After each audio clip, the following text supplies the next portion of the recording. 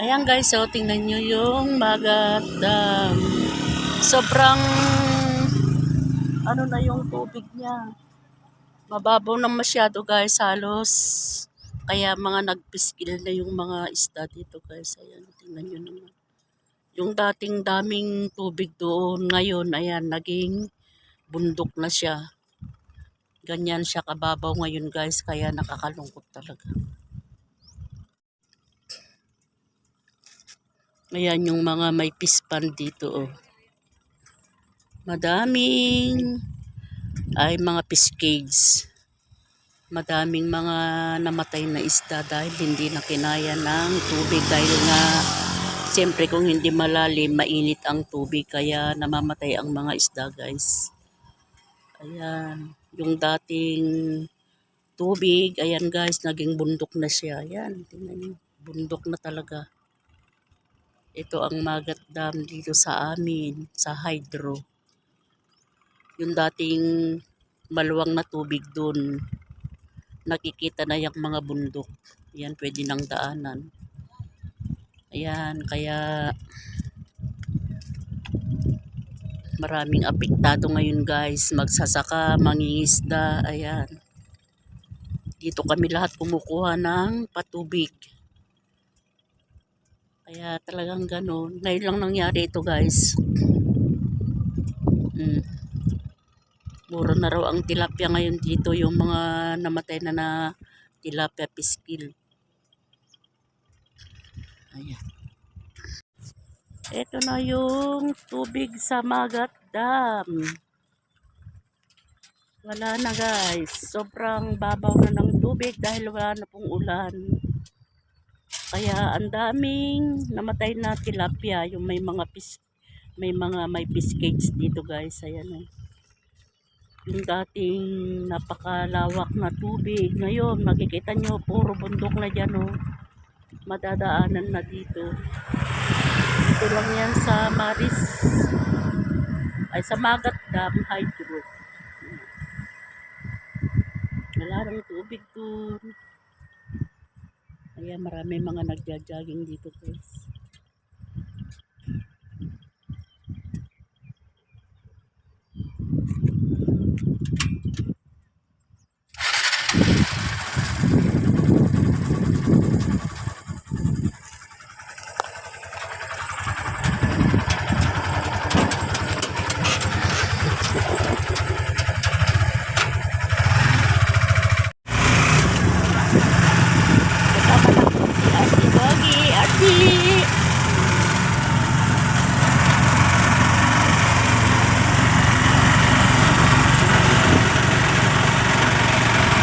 Magat Dam Hydro.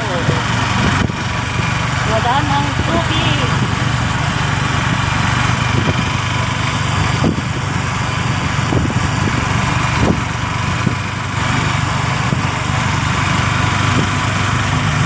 Tawagan ang mga magsasaka ngayon guys. Dito lang kami kumukuha ng tubig para maraming makapagsaka. Ngayon wala na, ewan ko kung paano na.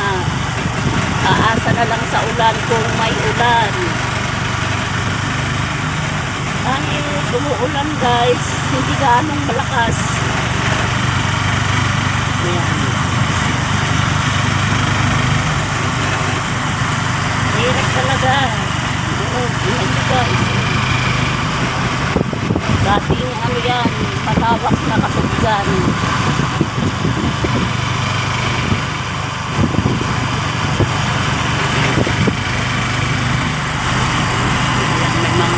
Nag-aangkat ng tilapia doon sa banda doon.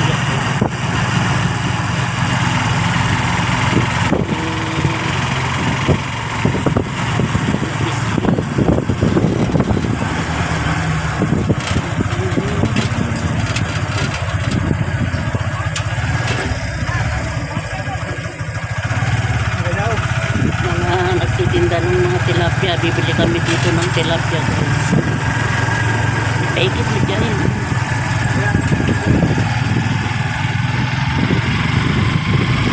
Wala nang tubig. Wala nang tubig.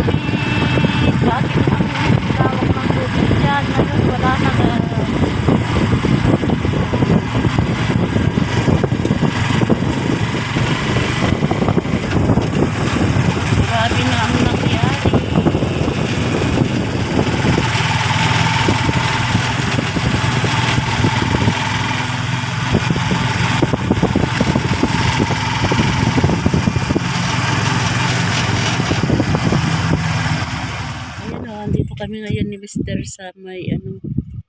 May kanila kain eh. Tinignan namin yung level ng tubig sa Magat Dam Dito dahil sa Baligatan, itong parte na to, yung irigasyon na papuntang Ramon, Baligatan, Cordon, saka Rest of Quirino. Oh, mababaw na. dito kumukuha ng patubig para sa Oo. magsasaka guys. Sabi nila hanggang sa July 4 isasara daw pag walang Oo, ulan. oo. Kaya yan Sana talagang umulan.